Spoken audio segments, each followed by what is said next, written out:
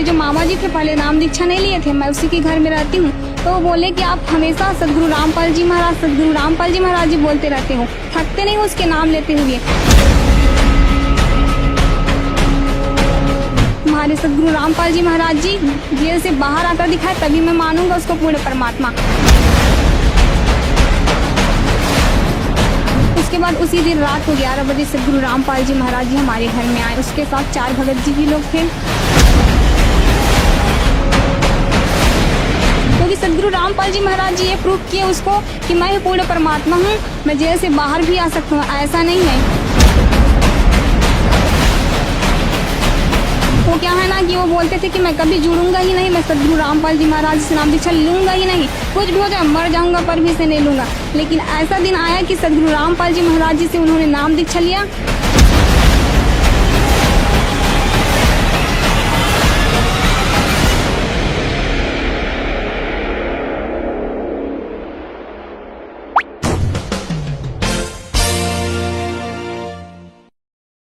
नमस्कार जी। सत साहेब। क्या नाम है जी आपका? उर्वशी साहू। कहाँ से आए जी आप? ग्राम चीचा, तहसील पाटन, जिला दुर्ग, छत्तीसगढ़ से। क्या आप संत रामपाल जी महाराज जी के अनुयायी हैं? हाँ, सदगुरु रामपाल जी महाराज जी से नाम दीक्षा मैंने 24 अक्टूबर 2016 को लिया। संत रामपाल जी महाराज जी से नाम दीक्षा लेने से पहले आप क्या भक्ति साधना करते थे? सदगुरु रामपाल जी महाराज जी की शरण में आने से पहले मैं कृष्ण को बहुत इष्ट के रूप में मानती थी, उसकी भक्ति करती थी और शनिवार का व्रत भी करती थी। मैंने 3 साल तक 93 शनिवार तक व्रत किया था। हमारे जीवन में इतना दुख आया कि परमात्मा की तलाश करते करते बहुत थक गए। और जैसे कि मैं बचपन से ही 7 साल की उम्र से ही मेरे घर के लोगों को बोलना स्टार्ट कर दी थी कि पूर्ण परमात्मा इस पृथ्वी पर आने वाले हैं और मेरे को अपने मिशन को सहयोग देने के लिए भेजे हुए हैं। वो समाज में व्याप्त बुराइयों को जड़ समेत मिटाएंगे, जैसे कि दहेज प्रथा, नशाखोरी, रिश्वत, ये सब जो है ना उस सब को हटाएंगे और सतयुग जैसा समय स्थापित करने वाले हैं। और मेरे को 2016 में भी मिलने वाला है, ये भी बताया था। क्या आपको समय की जानकारी थी? आपको जो महापुरुष जिसके बारे में आप बचपन से अपने परिवार वालों को बताते रहे हैं वो आपको कब मिलेंगे? क्या आपको कोई जानकारी थी? बस समय पता था और पूर्ण परमात्मा है ऐसे करके पता था। लेकिन हमारे हिंदू धर्म में व्याप्त जो गुरु है ना वो लोग कृष्ण को ही पूर्ण परमात्मा समझते थे, तो मैं कृष्ण को ही पूर्ण परमात्मा समझकर उसकी भक्ति करने लगी।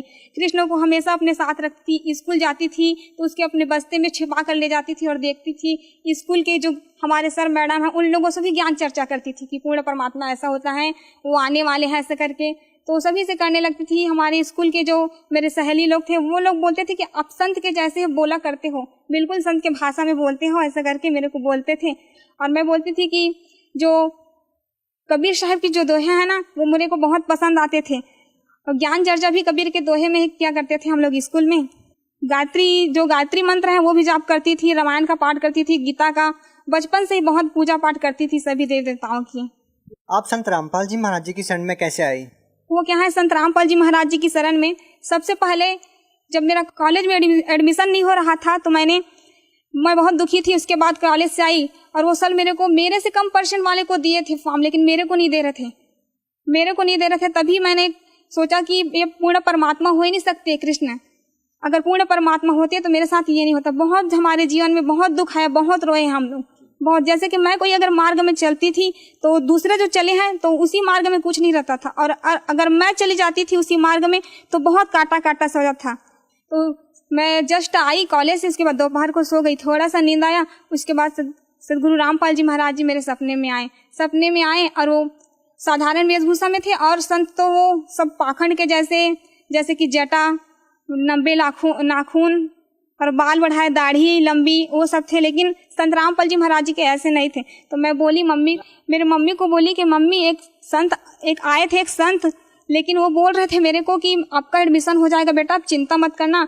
लेकिन मैं जानती भी नहीं थी वो संत है, लेकिन आत्मा जो है परमात्मा को पहचान लेती थी, लेकिन मेरी आत्मा ने पहचान लिया कि वो संत ही हैं। उसके बाद मेरी मौसी थी एक, तो वो बोली कि मेरे गुरु जी हैं संत रामपाल जी महाराज जी, आप भी उससे नाम दीक्षा ले लो। तो मैं बोली कि वो आपके गुरु नहीं है, वो तो मेरे भी गुरु हैं, वो तो उससे भी मैं भी नाम दीक्षा लूंगी ऐसे करके। और जीवन से बहुत हार चुकी थी तो संत रामपाल। तब तक तो आपको नाम पता ही नहीं था जब आपकी मौसी जी ने आपको बताया कि मेरे गुरुजी संत रामपाल जी महाराज हैं, लेकिन तब तक तो आप जानते ही नहीं थे कि ये संत रामपाल जी महाराज जी हैं। तो आपने अपनी मौसी जी से ये कैसे कहा कि ये मेरे भी गुरु हैं? वो क्या है ना कि आत्मा परमात्मा को पहचान सकते हैं, इसी प्रकार मेरे आत्मा ने भी गवाही दिया, तभी मैंने कहा कि ये भी मेरे गुरुदेव हैं। उसके बाद मैंने संत रामपाल जी महाराज जी से नाम दीक्षा लिया। देखिए, जो भी श्रद्धालु संत रामपाल जी महाराज जी से नाम दीक्षा लेता है तो उसको आध्यात्मिक लाभ होते हैं, भौतिक लाभ होते हैं, शारीरिक लाभ होते हैं। आपसे जानना चाहेंगे कि संत रामपाल जी महाराज जी से नाम दीक्षा लेने के बाद आपके जीवन में क्या बदलाव आया, आपको क्या लाभ हुआ? सबसे पहले मेरे को लाभ तो आध्यात्मिक हुआ। मैंने एक दिन परमात्मा से कहा था कि गुरुजी मेरे को इस लोक में रहना नहीं है, मेरे को सतलोक जाना है, मुझे नहीं रहना परमात्मा। तो गुरुजी एक दिन आए सदगुरु रामपाल जी महाराज जी और बोले कि बेटा आपको मैं आज रात को सतलोक ले जाऊंगा ऐसे करके। उसके बाद संत रामपाल जी महाराज जी आए, मेरे हाथ पकड़ कर बोले कि चलो जाएंगे सतलोक ऐसे करके, अपनी मम्मी को बता देना बेटा ऐसे करके बोले। तो मम्मी को जस्ट मैं बताई कि मम्मी मैं सतलोक जाने वाली हूँ, आप डरना मत, मेरे को कुछ नहीं होगा, सदगुरु रामपाल जी महाराज जी मेरे साथ है ऐसे करके। क्या उस टाइम पे आपके माता पिता ने या आपके घर वालों ने संत रामपाल जी महाराज जी से नाम दीक्षा ले रखी थी? जी हाँ, संत रामपाल जी महाराज जी से मेरे परिवार वालों ने, मेरी मम्मी ने भी नामदान लिया था। उसके बाद क्या होता है? उसके बाद गुरुजी आए और मेरे हाथ पकड़ कर ले गए। उसके बाद हम लोग पहुंचे काली रंजन के लोग, काली रंजन का लोग जहाँ पर आए वहाँ पर मैंने कहा कि गुरुजी मेरे को काल से बहुत डर लगता है, मैं नहीं देखूंगी उसको ऐसे करके आंख बंद कर ली। और सदगुरु रामपाल जी महाराज जी ने कहा कि बेटा आप चिंता मत करो, मैं आपके साथ हूँ। उसके बाद हम लोग त्रिकुटी पे आए, त्रिकुटी पे परीक्षा हुआ वहाँ पर, तो सदगुरु रामपाल जी महाराज जी वहाँ छुप गए।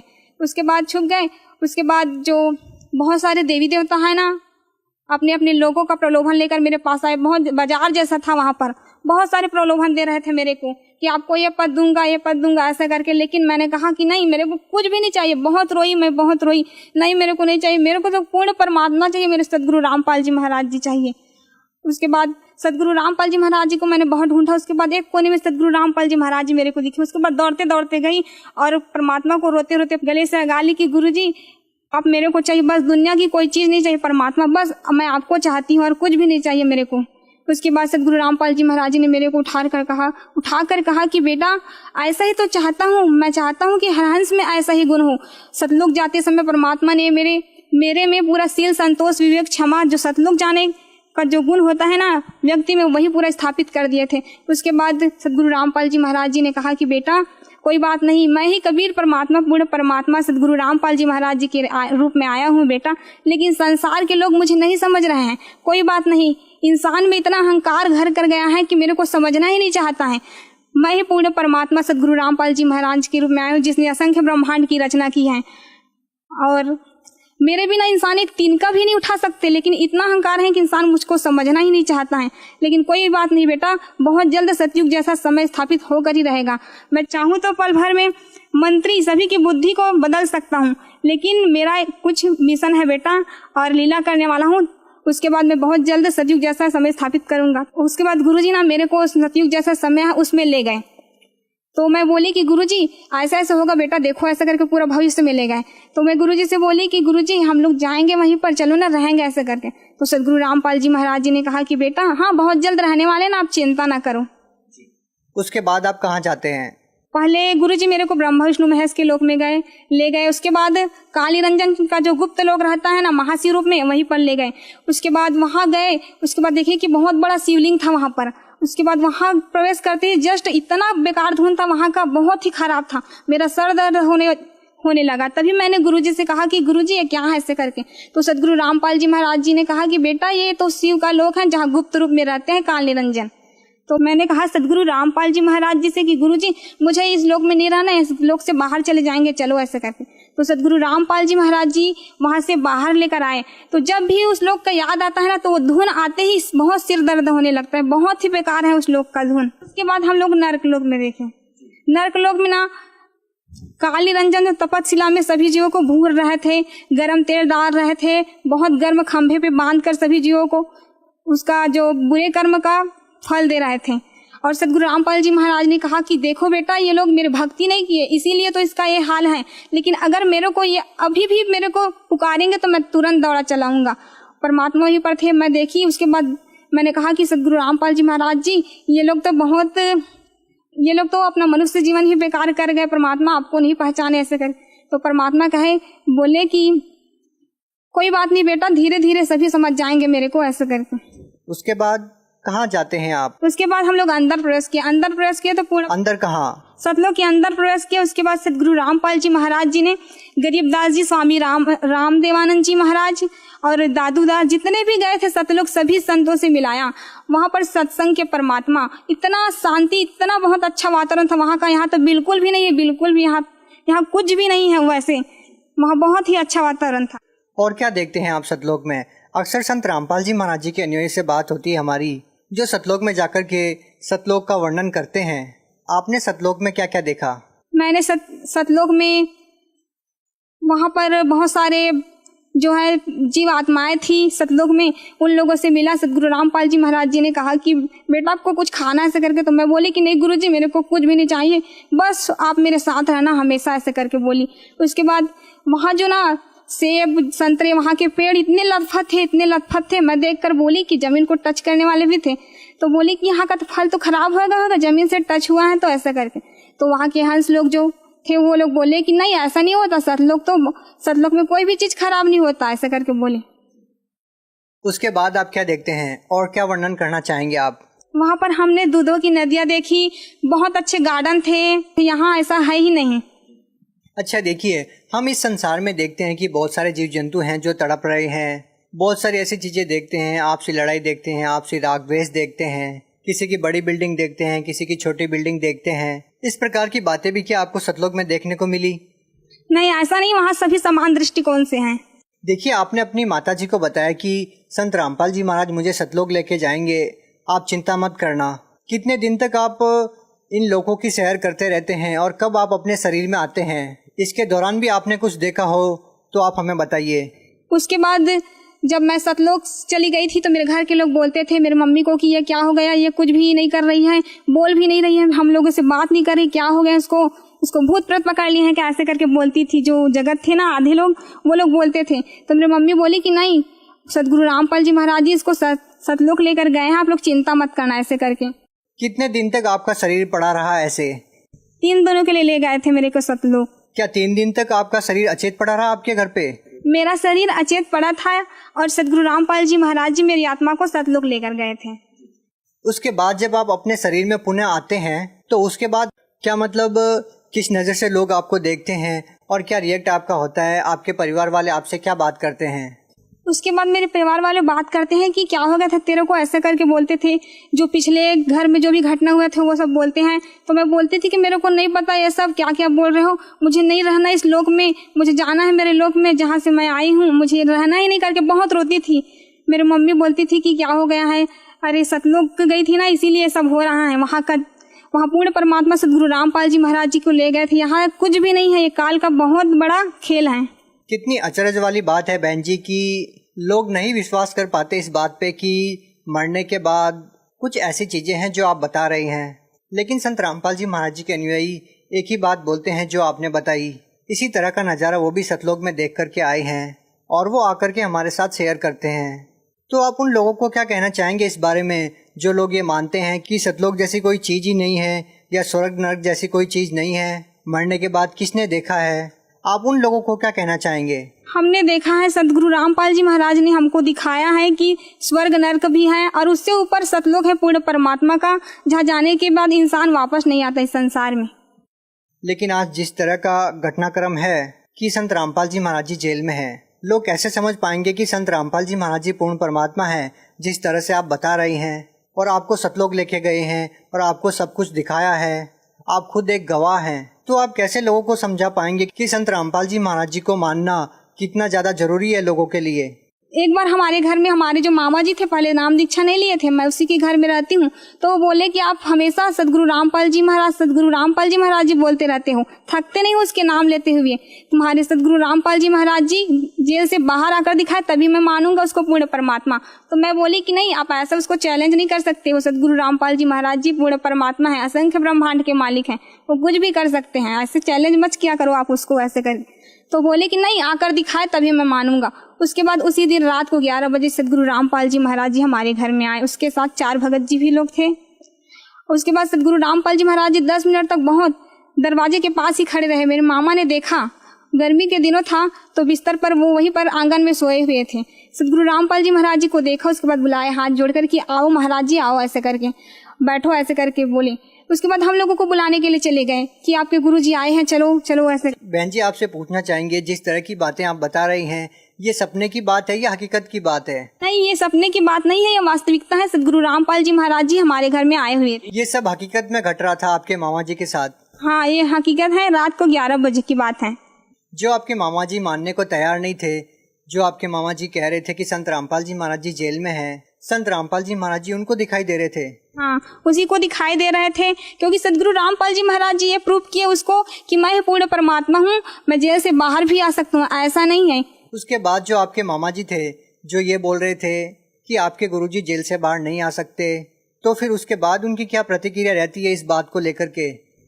वो क्या है ना कि वो बोलते थे कि मैं कभी जुड़ूंगा ही नहीं, मैं सदगुरु रामपाल जी महाराज जी से नाम दीक्षा लूंगा ही नहीं, कुछ भी हो जाए मर जाऊंगा पर भी इसे नहीं लूंगा। लेकिन ऐसा दिन आया कि सदगुरु रामपाल जी महाराज जी से उन्होंने नाम दीक्षा लिया और उसकी बीमारी भी ठीक हो गई। इसके अलावा आप कोई अपना अनुभव शेयर करना चाहेंगी? सर, मैं एक और अनुभव बताना चाहती हूँ कि मैंने सदगुरु रामपाल जी महाराज जी से नाम दीक्षा लिया। तभी एक दिन मैं तालाब में ऐसा ही पैर धोने के लिए नीचे उतर रही थी, तभी सदगुरु रामपाल जी महाराज जी ने कहा कि बेटा आप पैर को नीचे मत रखना, वहाँ पर बहुत नुकीला चीज है, आपके पैर चुभ जाएगा। उसके बाद जस्ट मैंने निकाल कर देखा, जस्ट पैर रखने वाली थी वही जगह पर, तो वहाँ पर किसी ने शराब की शीशी को पीकर फोड़ दिया था। वो बहुत नुकीला था, अगर चुभ जाता तो बहुत मेरा पैर कट जाता। एक बार सदगुरु रामपाल जी महाराज जी की शरण में आ गई थी, तभी सदगुरु रामपाल जी महाराज जी ने कहा कि मेरा एडमिशन नहीं हो रहा था, कॉलेज में एडमिशन नहीं हो रहा था। मैंने जब 10th क्लास में थी ना तो बहुत मेरे साथ अन्याय हुआ, बहुत दुख है हमारे जीवन में। फर्स्ट ईयर का एडमिशन था, एडमिशन के लिए मैंने 12th का, उसके बाद मेरे साथ बहुत बुरा होता है करके मैंने अपने मार्कशीट और टीसी को फाड़ दिया। तो उसके बाद मैंने सोचा कि अब मेरे को रेगुलर करना, तो क्या करूं ऐसे करके। उसके बाद सोचा कि क्या करूं, तो सदगुरु रामपाल जी महाराज जी ने कहा कि बेटा आप चिंता क्यों करते हो मेरे रहते हुए, मैं हूं ना आपके साथ, हो जाएगा आपका एडमिशन। उसके बाद मैं वो सब डाली नहीं थी, मार्कशीट और टीसी मेरे पास था ही नहीं, तो मैं नहीं डाली थी और दूसरे डॉक्यूमेंट्स डाली थी। तो वहाँ मैडम के पास गई जस्ट एडमिशन के लिए, तो उन्होंने मेरा फॉर्म देखा, बहुत ही चेक किया स्ट्रिक्ट। तो क्या हुआ कि सदगुरु रामपाल जी महाराज की दया से उसे पता ही नहीं चला कि मेरे में टीसी और मार्कशीट तो है ही नहीं। उसके बाद मेरे बाद जस्ट मेरी सहेली थी वो गई, तो उसका जो एक टीसी नहीं डाली थी उसके लिए उसको रिजेक्ट कर दिए। तो सदगुरु रामपाल जी महाराज जी की शरण में आने के बाद मुझे बहुत सारे लाभ हुए, एक क्या कहूँ बहुत सारे। हमेशा प्रतिदिन सदगुरु रामपाल जी महाराज जी कुछ न कुछ लाभ करते ही रहते हैं। देखिए सर, एक बार मैं सतनाम का जाप कर रही थी छत में, तो मैंने सदगुरु रामपाल जी महाराज जी से कहा कि गुरुदेव हम लोग जो जाप कर रहे हैं वो कैसे जाता होगा, किसके लोक में, ऐसे करके। तो सदगुरु रामपाल जी महाराज जी आए और बोले कि बेटा देखो ऐसे हमारे ब्रह्मांड करके एक बिंदु सा आया चांदी सा, उसके बाद पूरा फैल गया पूरा आसमान में। वायु निराकार है, हम देख नहीं सकते हैं ना, आभास बस कर सकते हैं उसको, लेकिन वायु की पूरा प्रकृति को दिखाया। उसके बाद दिखाया पूरे ब्रह्मांड को खोल दिया, पूरे ब्रह्मांड को खोला तो दिखाया कि देखो ये सबका लोक है, ऐसे जाता है जिसका ब्रह्मांड है उसी के लोक में ऐसे जो जाप करते हैं। बहन जी, भगत समाज को क्या संदेश देना चाहते हैं? संदेश तो मैं कुछ दे नहीं सकती, बस प्रार्थना यही है कि सभी भगत समाज से सदगुरु रामपाल जी महाराज जी के रूप में कबीर परमात्मा आए हुए हैं। सदगुरु रामपाल जी महाराज जी ही विश्व में शास्त्र अनुकूल साधना बता रहे हैं जिससे हमारा कंप्लीट मोक्ष होगा। अतः सदगुरु रामपाल जी महाराज जी से नाम दीक्षा लेकर अपना जन्म मरण का दीर्घ रोग कटवाए। मैंने बहुत सारी चीजें देखी हैं जो मरने के बाद भक्तों के साथ और जगत सभी के साथ होने वाला है। अतः आप सदगुरु रामपाल जी महाराज जी से नाम दीक्षा लेंगे तभी आपका ये जन्म मरण का जो दीर्घ रोग है वो कटेगा। मेरा जगत के सभी भाई बहनों से निवेदन है कि सदगुरु रामपाल जी महाराज जी से नाम दीक्षा लेकर अपना जीवन सफल करें। जी धन्यवाद। सच है।